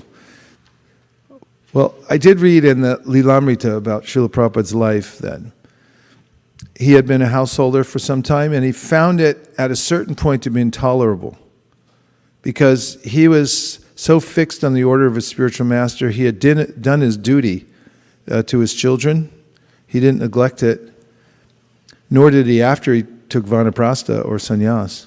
He provided even after he left. Still to this day, there's some stipend that goes to his family members because of that sense of duty. However, there was a point at which he became stifled by the atmosphere in the Grahastha ashram. And then he found a good excuse to leave and take vanaprastha life. When he became a vanaprastha, he wanted to become more engaged in service to his guru in the mission. By that time, it was difficult for him to find service. In fact, he had found some service in one of the mutts, and that was in continuing their publication of a monthly newsletter. And Prabhupada became so enthusiastic about it, it spooked them, because he had this thought that it would become as big as Life magazine and spread all over the world. And they said, we're a little mutt. We're not interested in big stuff. We need a little rice dal and chapatis. No, just rice and dal. It's Bengal. And so they released him. They sent the letter. That letter is reproduced in the Lilamrita. And then Prabhupada asked several godbrothers, he asked Tirtha Maharaj what he should do. Should I take sannyas and become an itinerant preacher? Because that's what it meant at that time. If you're going to be an itinerant preacher, you had to put on saffron. So then Tirtha Maharaj, who was one of the parties in the Gaudiya Math, they were fighting amongst themselves, and the two main parties who were putting forward their next acharya for the Math, for the Gaudiya Math. He was one of them, and he told Abhay Charanara Vinda that, well, if you join our mutt and make sure you're loyal to our side, then we'll think about your sannyas. Meanwhile, Prabhupada's guru was calling to him in dreams, saying, come out, take sannyas. And Prabhupada was being pushed by this because he was seeing his guru do that. And he said, he was ambivalent about it. In fact, he said, I was horrified this idea. Then he finally went to godbrother Bhakti Pragnam Keshav Maharaj, who was a sannyasi, and he said, here's what's going on, here's who I've talked to, here's my life situation, what should I do? And Bhakti Pragnam Keshav Maharaj said, you should take sannyas immediately. And the Prabhupada did.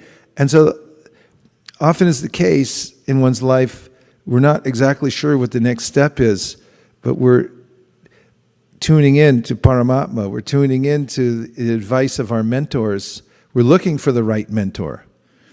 And if you're sincere about it, when you find the right mentor, there'll be a convergence of your sincere desire with the exact right instruction, and everything lines up, and then you'll say, yes, that's it. And then you go for it. And even if everything doesn't completely line up, it's close enough.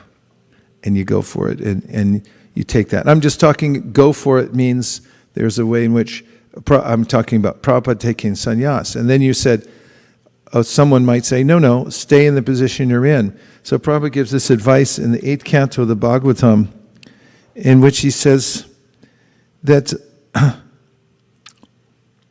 from Gajendra, now from this we may take the lesson that in our fight with Maya, we should not be in a position in which our strength, enthusiasm, and senses will be unable to fight vigorously. Our Krishna consciousness movement has actually declared war against the illusory energy in which all living entities are rotting in a false understanding of civilization. The soldiers in this Krishna conscious movement must always possess physical strength, enthusiasm, and sensual power. That's SESP. To keep themselves fit, they must therefore place themselves in a normal condition of life. What constitutes a normal condition will not be the same for everyone. And therefore, there are divisions of varnashrama, brahmana, kshatriya, vaishya, shudra, brahmacharya, grahastha, vanaprastha, and sannyas. Especially in this age, it is advised that one not take sannyas.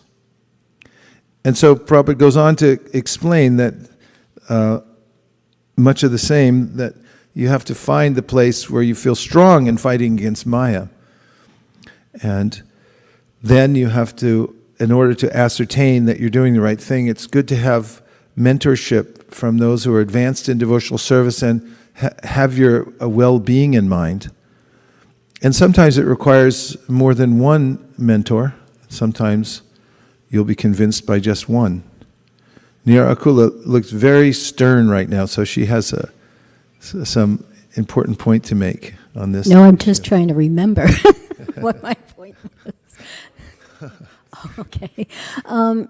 Going back to when you were answering Radhakripa Prabhu's question, it made me think of the movement in the early days, and you kind of touched upon it, where there was some kind of fanaticism about not showing affection to families, and because of that, family life, the children suffered. And so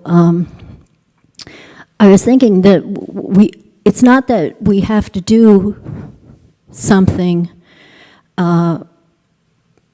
aside from practicing Krishna consciousness and at the same time going on in our family life with, love and attachment to the family. If we're simultaneously developing our Krishna consciousness, then that all comes into play.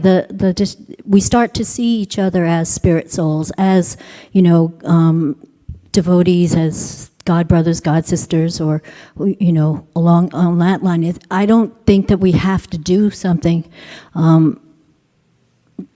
that falls in line with fanaticism.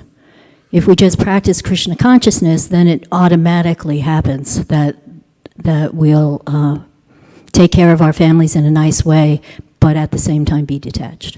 Just add water. Yeah, I thought of a verse while you were making that excellent point. Vidyam cha yas tad vedo bayam saha vidyayam ratum tirtva vidyayam ratum ashnate. Only one who can learn the process and nations and that of transcendental knowledge side by side can transcend the influence of repeated birth and death and enjoy the full blessings of immortality. So it's the way in which we can't artificially get out of the material situation that we're in, and at the same time we can't neglect Krishna consciousness at all. So the two have to go on side by side. And this comes up in the Jaiva Dharma. In the beginning, there's a devotee who's thinking that I should take sannyas. And his guru tells him that sannyas doesn't take place externally. If you change the color of your dress, it doesn't mean that you're a sannyasi.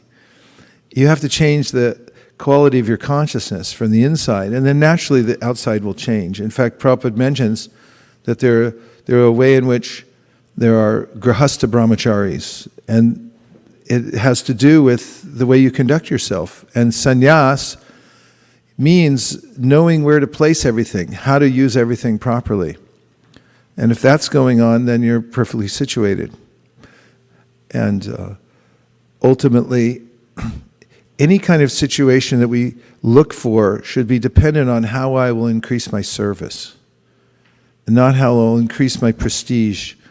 Yes, please. Thank you for that. As a follow-up question, not to discredit Srila Prabhupada's going to different people, but in an additional point, how should we seek out mentors? Because sometimes we see that people are just shopping around for the advice that is very likable to them. So they've already kind of made up their minds what they're going to do. So they just look for whoever will give the blessings and condone or endorse their idea. and kind of leading on the conversation and insinuating what should be the right type of answer. And another way is to not take any advice and just make up one's own mind. And another idea could be to actually go there with an unbiased and open-hearted way. But still, as we've seen here, sometimes it takes a few attempts for Krishna to kind of reveal his directive. So can you elaborate a little bit on this? What should be our attitude? Well, it helps if you're sincere. Because if you're not sincere, even if you get good advice, there's a way you can mess it up. I mean, when Prabhupada first came to his guru, he hadn't been thinking about surrendering to a guru necessarily, but when he met Srila Bhaktisiddhanta, he immediately changed his mind. But then it was a seed in his heart, and it took some years for him to be able to enact that. Krishna says, paripatena. When you go to a person with knowledge, you should be pranipatena. Means truly you should be submissive, and not externally submissive. Don't shop around to try to get what you want. If you do that, you'll be cheated. In fact, if you read the Bhagavatam and you want something out of it besides pure devotional service, the Bhagavatam starts by saying, Dharma projita kaitavo. You little cheater, you're going to be cheated. And Vishwanath Chakravarti Thakur says Bhagavatam ultimately is like Mohini Murti. She cheated the demons out of the nectar. And similarly, Bhagavatam cheats people who don't want the right thing, or they're doing it for some ulterior motive. So we have to be aware, do I have an ulterior motive when I'm asking? And be careful. And the other scenarios you said were that you go there and first one was shop around. My mama told me I got to shop around. Next one was? You had what? Predetermined mindset. You already made up your mind. And the third one was? You get the instruction, but you don't follow it? I mean, there's many various scenarios. Okay, various scenarios, but the point is, you can cheat yourself if you're not sincerely trying to find out what you should do. So therefore, there are many instructions where Krishna describes how one should be sincere, even if you're not very advanced. As far as the practice goes, if you sincerely want to become advanced, then you're going to get there. I'll read you one section where Prabhupada mentions this. It's in 331 in the Bhagavad Gita. And here, Krishna says, just follow my instructions and you'll be fine. And this could be applied to following the instructions of the pure devotees. Those persons who execute their duties according to my injunctions and who follow this teaching faithfully without envy become free from the bondage of fruitive actions. Purport. The injunction of the Supreme Personality of Godhead Krishna is the essence of all Vedic wisdom and therefore is eternally true without exception. As the Vedas are eternal, so this truth of Krishna consciousness is also eternal. One should have firm faith in this injunction without envying the Lord. There are many philosophers who write comments on the Bhagavad Gita but have no faith in Krishna. They will never be liberated from the bondage of fruit of action. But an ordinary man with firm faith in the eternal injunctions of the Lord, even though unable to execute such orders, becomes liberated from the bondage of the law of karma. In the beginning of Krishna consciousness, one may not fully discharge the injunctions of the Lord, but because one is not resentful of this principle and works sincerely without consideration of defeat and hopelessness, he will surely be promoted to the stage of pure Krishna consciousness. Give me the purport, Bhakti-lata-bija. Everything comes from a beach or seed. So this shows that a person who sincerely wants to know the truth, even if he's not very or she's not very refined externally, will ultimately get there because that person is sincere. But if someone has an ulterior motive, then nobody can help, ultimately, because if they're asking to fulfill their ulterior motive, then they'll get the fruit of that. As 19:131, Prabhupada mentions that even if you get a bona fide spiritual master, if your intention isn't properly situated, then you may not get the Bhakti-lata-bija. Instead, you may get a karma-bija. Or you may get the jnana-bija or the moksha-bija instead, because of not applying the instructions that you're getting properly.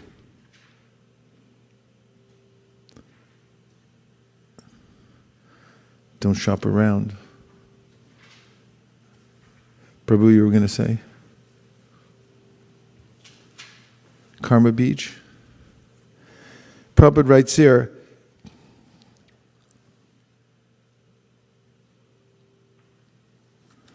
in the Madhya Lila 19:152, Bhakti-lata means the seed of devotional service. Everything has an original cause or seed. For any idea, program, plan, or device, there is first of all contemplation of the plan, and that is called bija. Bija, or the seed. The methods, rules, and regulations by which one is perfectly trained in devotional service constitute the Bhakti-lata-bija, or seed of devotional service. The Bhakti-lata-bija is received from the spiritual master by the grace of Krishna. Other seeds called anyabhilashita-bija include karma-bija and jnana-bija. If one is not fortunate enough to receive the Bhakti-lata-bija from the spiritual master, he instead cultivates such seeds as karma-bija, jnana-bija, or political, social, or philanthropic bijas. However, the Bhakti-lata-bija is different from these other bijas. The Bhakti-lata-bija can be received only through the mercy of the spiritual master. Therefore, one has to satisfy the spiritual master to get the Bhakti-lata-bija. Yasya prasadad bhagavat prasada. The Bhakti-lata-bija is the origin of devotional service. Unless one satisfies the spiritual master, he gets the bij, or root cause of karma, jnana, and yoga without the benefit of devotional service. Is this matching the train of thought? But one who is faithful to his spiritual master gets the Bhakti-lata-bija. This Bhakti-lata-bija is received when one is initiated by the bona fide spiritual master. After receiving the spiritual master's mercy, one must repeat his instructions, and this is called Shravanam Kirtanam, hearing and chanting. One who has not properly heard from the spiritual master or who does not follow the regulative principles is not fit for chanting. This is explained in the Bhagavad Gita, Vyavasayatmika buddhir ekeha kurunandana. One who has not listened carefully to the instructions of the spiritual master is unfit for chanting or for preaching the cult of devotional service. One has to water the Bhakti-lata-bija after receiving instructions from the spiritual master. By the way, we're staying here for 7 days with no food or water. We're just going to hear and chant. And everyone at home can do the same thing if you like. We're going to just stay here and keep chanting until something happens. The point here is very subtle. Our attitude is very important. This is pointing out that someone may approach a bona fide spiritual master, but because the person's intention is different, they may get something subtly different than the Bhakti-lata-bija because they didn't please the spiritual master. Prime example is given in the Chaitanya Charitamrita when Ramachandra Puri had insulted his spiritual master at the time when his guru was leaving the world. He condescended to him. And he told him, you don't know what you're doing. You're supposed to be meditating on Brahman, and here you are uttering all these things. Can you imagine? Saying it to Madhavendra Puri? And he's saying, why are you lamenting? You shouldn't lament. Madhavendra Puri was expressing the highest level of separation from Krishna, saying, I couldn't attain you at the time when he was leaving the world. And Ramachandra Puri impudently instructed him, and therefore his path in spiritual life was derailed. And he became such an aparadhi that he dared to instruct Sri Chaitanya Mahaprabhu and insult him also. So it's a subtle thing that one has to please the guru and one has to receive the instruction in that way, and it happens by this faithful transmission and through service.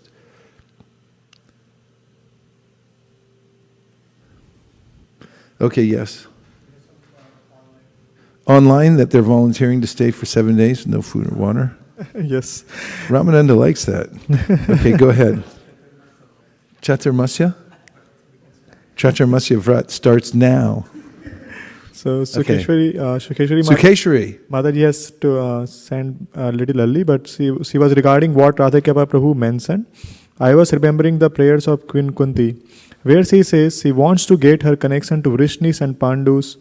And this is, I think, Sivar. I think she has missed that word. In the essence, her bodily connection, but wants to be connected to everyone as they are part of Krishna. Connected to all only because they are also part of Krishna. Yes, that's a very. How does that verse start? Shri Krishna Krishna Vishnu Shabhavanani Drug. No, it's. Give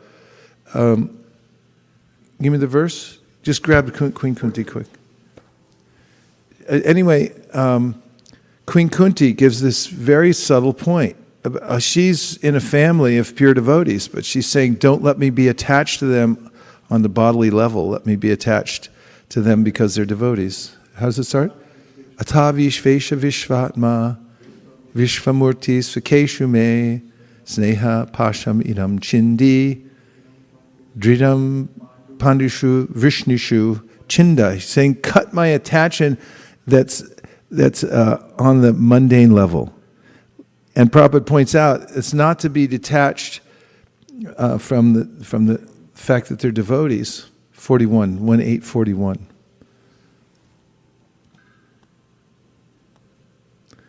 Atavishvesha Vishvatma. Yes. Vishvavurti Svakeshume Sneha Pashaminam Imam Chinti Dridham Pandushu Vrishnushu. Translation is, O Lord of the universe, soul of the universe, O personality of the form of the universe, please therefore sever my tie of affection for my kinsmen, the Pandavas and the Vrishnis.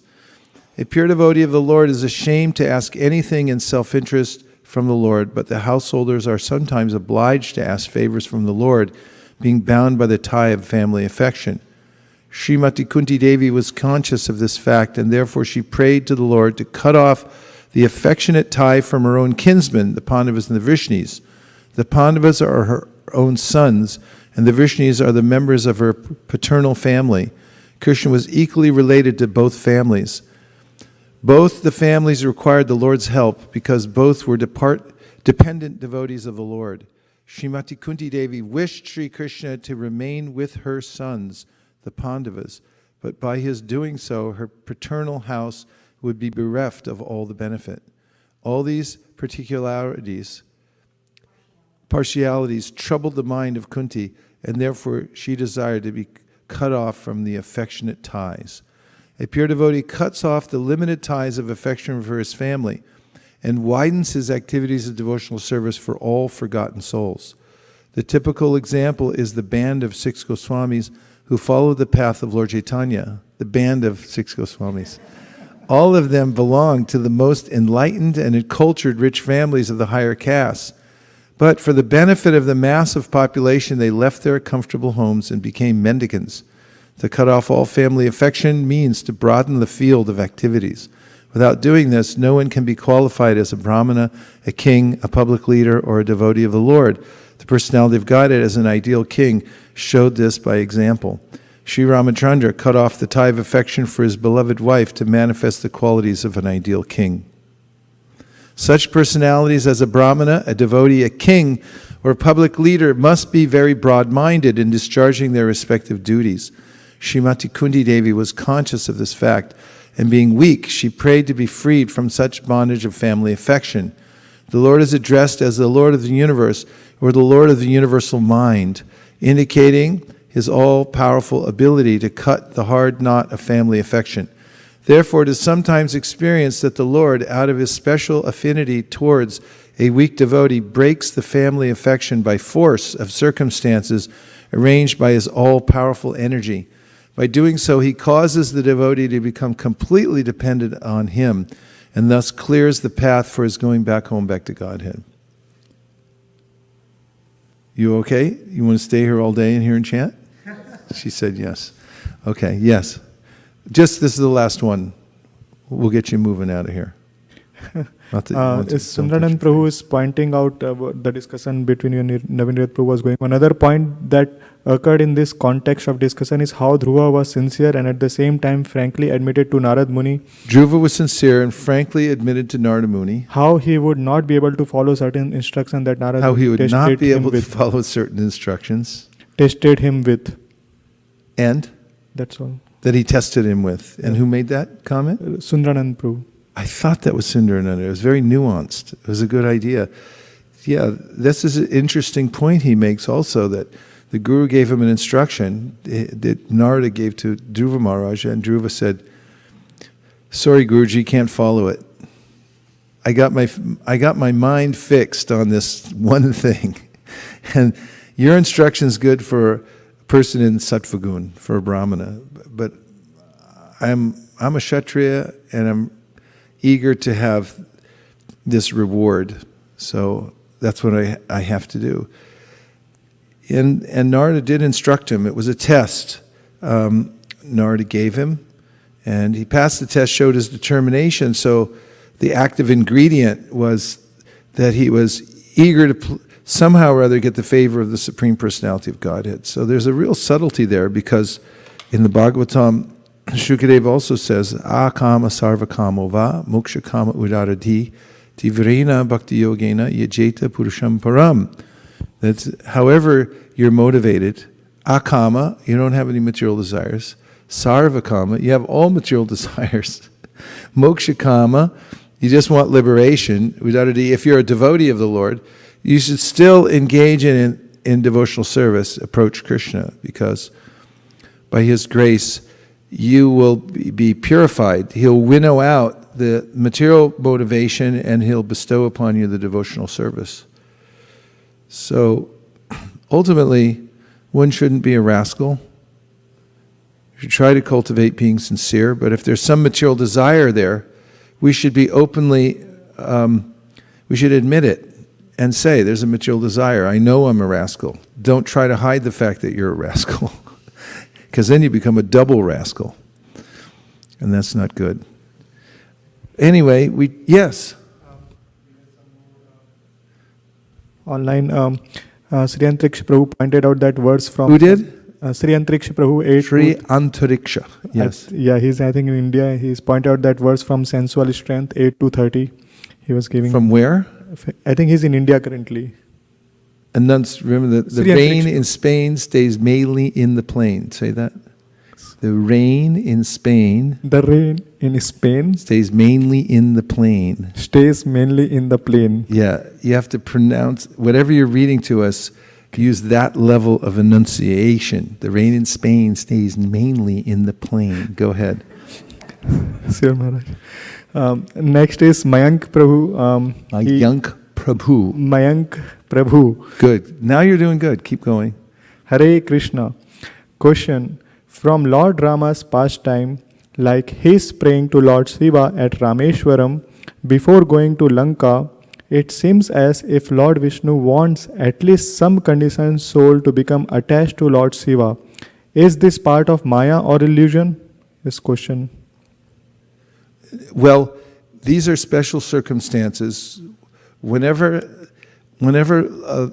Lord Krishna or Lord Vishnu encourages those around him to approach Lord Shiva, number one, he's glorifying Lord Shiva as his devotee, because Lord Shiva is very dear to the Supreme Personality of Godhead, because he's one in purpose with him. And there is an arrangement for some living entities who are situated in a really strange place in the material energy to take shelter of Lord Shiva and thus get purified by his association so that they can come to devotional service. The facts are the facts. Some people are situated in really strange situations according to how the material nature has jumbled up their body and mind due to their previous associations. Do you find this to be true, those of you who go to the Haight-Ashbury on a regular basis? Guess that I'll take that as a yes. And so sometimes, and there is facility given for some to take shelter in various situations. So Shiva has a kind of a halfway house there in his Mahesh Dham, and he takes care of people who are like, what are they like in today's world? Isn't there some class of people that are very kind of devoted to the dark modes of nature? There's goth. What else is there in that genre? Come on, all of you who do concerts. Anyway. So Lord Shiva can help such ghostly type of persons who are affected by the mode of ignorance. He helps to elevate them. But generally, in those pastimes in the Bhagavatam, for instance, when he asks the demigods and the demons to pray to Lord Shiva to save the universe, he's glorifying Lord Shiva and showing how powerful his devotee is. And this is pointed out again and again by our acharyas like Vishwanath Chakravarti, etc. And now it's time for Guru Puja. So we're going to have Guru Puja, and we're going to roll up this carpet and open up the dance floor so everyone has at least 6 feet in between each other to dance their heart's content. And thank you everyone for joining us online. We'll be continuing the vibration of of transcendence online at various intervals without breakage in any day, so that we can keep the vibration going constantly. And everyone, please take care of yourselves, wash your hands, and don't touch your face. And no need to congregate too tightly these days, because right now we're going into a kind of a mathematically probable area where there's a lot of intensity in this kind of spread of disease. So you could just take this time to reorder your life. For instance, it's a good time to look at how you have things organized. It's a good time for us to look at our Sankirtan party and see how we can use this particular time to invent ways to distribute more books online. Not just more books, a ton of books, and to open up this new stream by connecting online to people all over the world and distributing books as well. And to also feel what it's like to take charge of your devotional service at home and make sure that you're super regulated. Does this sound practical, Mataji? Okay. Vancha kalpadrubhascha kripasinabhevacha patitanam pavanibhyo vaishnavebhyo namo namaha nantakoti vaishnaviniki ki jai, Srila Prabhupada ki jai, Gaur Bhaktivinoda ki jai, Gaur Premanande. Nachari Armarman, Nachari Armarman, Nachari Armarman, Nachari Armarman, hey, Nachari Armarman, Nachari Armarman, Nachari Armarman, Nachari Armarman.